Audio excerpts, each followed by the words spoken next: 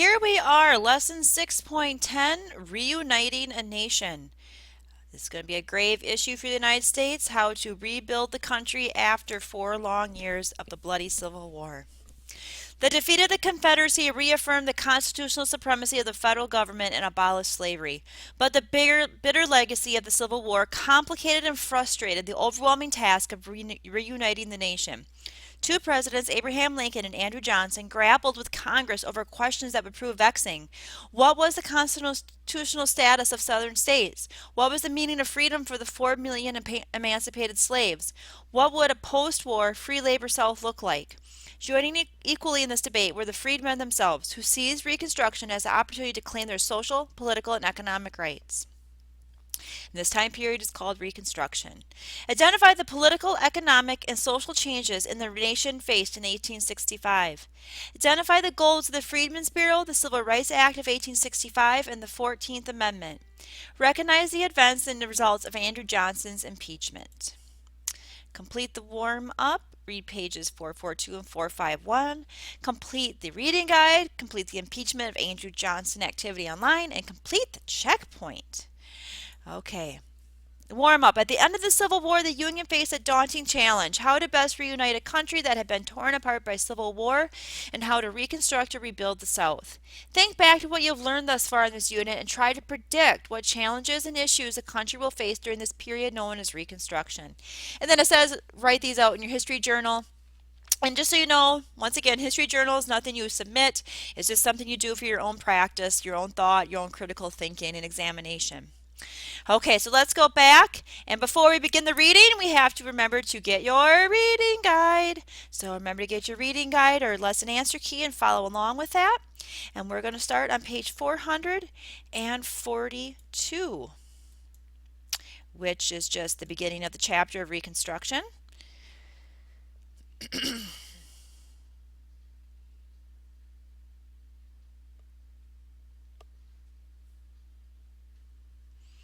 Okay, so here we are, Reconstruction and reunification. The United States had changed dramatically between 1861 and 1865. The Civil War produced a massive social, economic, and political revolution. 4 million enslaved black people were now free men and women. Much of the South lay in ruins. In order to finance and organize the war effort, the federal government in Washington, D.C. had grown larger and more powerful than most of the founding fathers could ever have imagined or intended. In the wake of the Confederacy's collapse, what would become of the South? How would the Southern states be politically reincorporated into the Union? What could be done to help the South's shattered economy? Who should determine policies for reshaping the South? Congress? The President? The courts? Above all, what should be freedom mean for the 4 million emancipated ex-slaves? These were the difficult questions facing Northern leaders as they took on Reconstruction, the rebuilding and reshaping of the post-war South. The world the war made.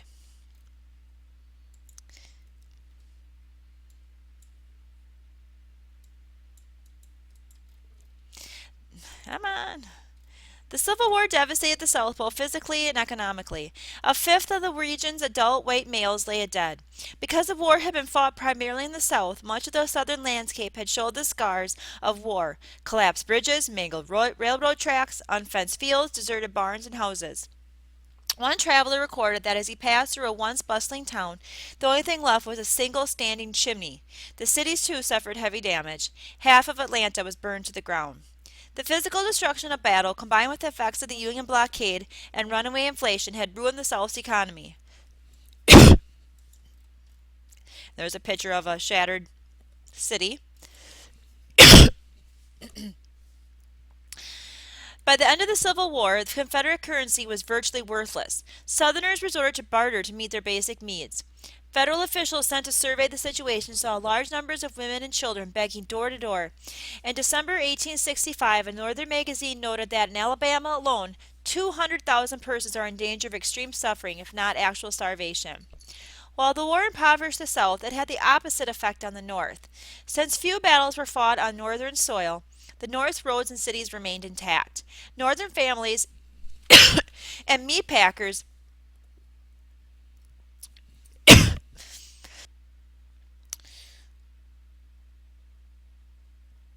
The northern farmers and meatpackers grew prosperous by feeding hundreds of thousands of troops. Because of the need for rapid transport of soldiers and supplies, the railroad industry boomed. So did the textile industry, thanks to the Army's need for uniforms and blankets.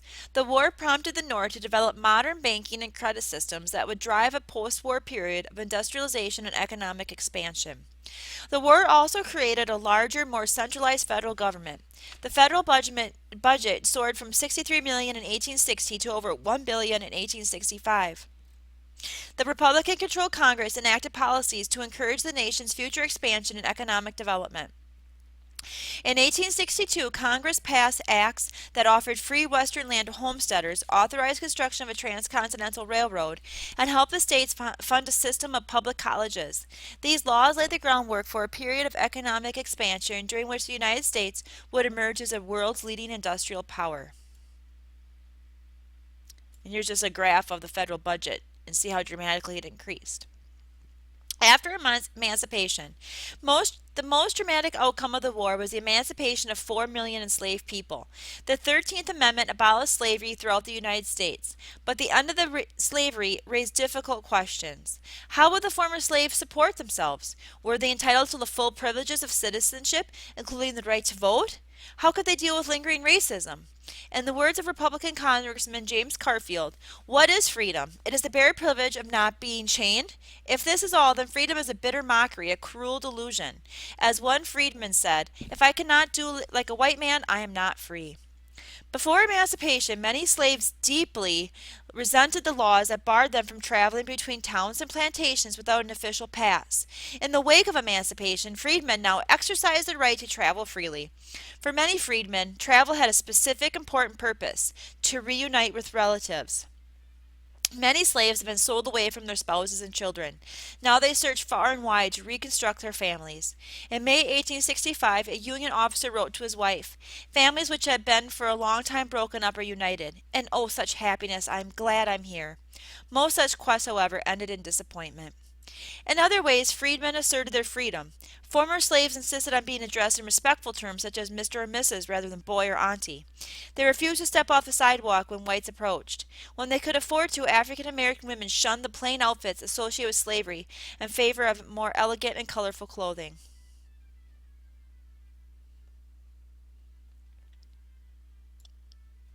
Among the other rights that ex-slaves quickly claimed was education.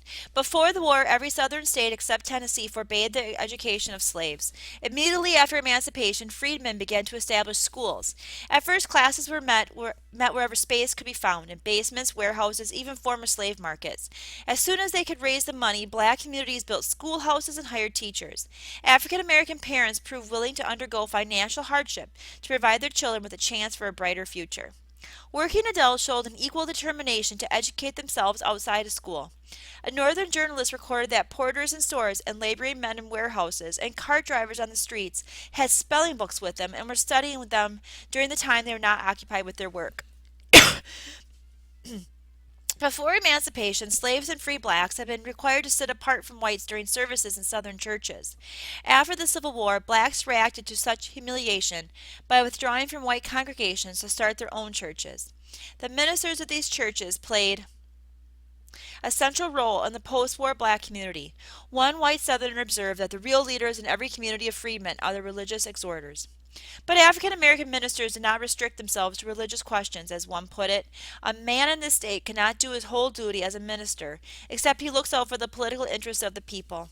The black church became a focus of political activity, one of the main institutions through which African Americans defined themselves for the meaning of freedom. Competing blueprints for Reconstruction. In December 1863, 11 months after the Emancipation Proclamation went into effect, Abraham Lincoln issued the Proclamation of Amnesty and Reconstruction. It promised that after the war, white Southerners who accepted the abolition of slavery and took an oath of loyalty to the United States government would have their rights restored. The only exceptions were to be a small number of high-ranking Confederate officers and government officials. When 10% of a state's voters and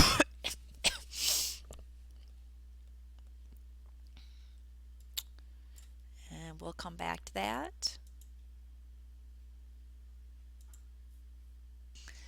When 10% of the state's voters pledge loyalty to the Union, then the state could form a new government. It is impossible to know whether Lincoln could have stuck with his plan had he lived. At the time Lincoln proposed the plan, however, some Republicans criticized the president's policies as far too lenient. These radical Republicans, as they were called, were strong opponents of slavery and wanted to take a harsher approach to the Confederacy. Presidential Reconstruction. In the days following Lincoln's assassination in 1865, the radicals assumed they had found an ally in the president's successor, Andrew Johnson. A Democrat from Tennessee, Johnson was nevertheless a fierce opponent of the Confederacy and the only Southern member of Congress who had remained loyal to the Union. A self-made man with little formal schooling, he despised what he called the pampered slave-holding aristocracy. Earlier in his career, he had growled, "Someday I will show the stuck-up aristocrats who is running the country." As vice president in 1864, Johnson initially took a hard line against his fellow Southerners, declaring treason must be made odious and traitors must be punished and impoverished. But Johnson soon disappointed the radical Republicans. In his first weeks in office, the new president granted amnesty, a general pardon, and called for the restoration of property to all Southerners willing to swear an oath of loyalty. To lord it over the stuck-up aristocrats he had long resented, Johnson required the Confederate officials and the very wealthy apply personally for a presidential pardon. During the first several months of his term in office, the president granted pardons to thousands of rich landowners. Johnson further stated that while Southerners would be allowed to vote for new state constitutions, only pardoned white males would be allowed to vote. Johnson rejected the radical Republicans' call for equal rights for blacks. Although he was a strong defender of the Union, the president had never been especially opposed to slavery, and he harbored deeply racist attitudes. "This is a country for white men," he reportedly declared, "and by God, as long as I am president, it should be a government for white men." In the spring and summer of 1865, there was little that radical Republicans could do to stop Johnson. He insisted on presidential reconstruction. That is, the executive branch, not the legislative, should bear the chief responsibility for reshaping the South. Black codes. While Andrew Johnson was in charge of Reconstruction, newly constituted state legislatures of the South moved swiftly to restrict the freedom of former slaves by passing laws called the Black Codes. In Mississippi, any black who could not prove he had a job could be arrested for vagrancy. In South Carolina, a freedman could not leave his employer's premises without a pass. In New Orleans, all African Americans had to be off the streets by 10 o'clock at night. Most states passed laws enforcing segregation in hospitals, restaurants, public transportation, and even cemeteries. Freedmen were barred from owning guns, which meant they could not hunt, which for many also meant they could not become economically self-sufficient. Freedmen were prohibited from congregating for political meetings or exercising freedom of speech. Black codes enabled the South to restrict the freedom of ex-slaves who could be arrested for code infractions. In July 1865, a New Orleans journalist commented grimly, "If this war has been made to obtain equality of rights for all citizens, it has certainly been, on that point up to this time, a complete failure." Republicans divided. The elections of 1864 left Republicans firmly in control of Congress. They outnumbered Democrats in the House and Senate by more than 3-1, but the Republicans themselves were split on their approach to Reconstruction.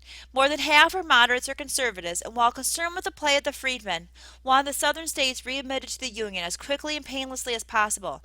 By contrast, the minority of radical Republicans, led by Representative Thaddeus Stevens and Senator Charles Sumner, insisted the whole fabric of Southern society must be changed. The radical Republicans believed that the Southern states had ceased to exist the day they seceded from the Union, and while white Southerners no longer enjoyed the protections of the Constitution. Radical believed that federal government could do with the South as it wished, and that freedmen must be made full citizens. They called for an activist federal government to guarantee political rights and economic opportunity to African Americans. Some radicals like Stevens also wanted the federal government to seize the land of wealthy plantation owners and divide it into small farms for ex-slaves. Most moderate and conservative Republicans were unwilling to go along with this plan, as they believed it violated the property rights of white plantation owners. In the end, Stevens was unable to push his proposal through Congress. And we'll continue with the next video.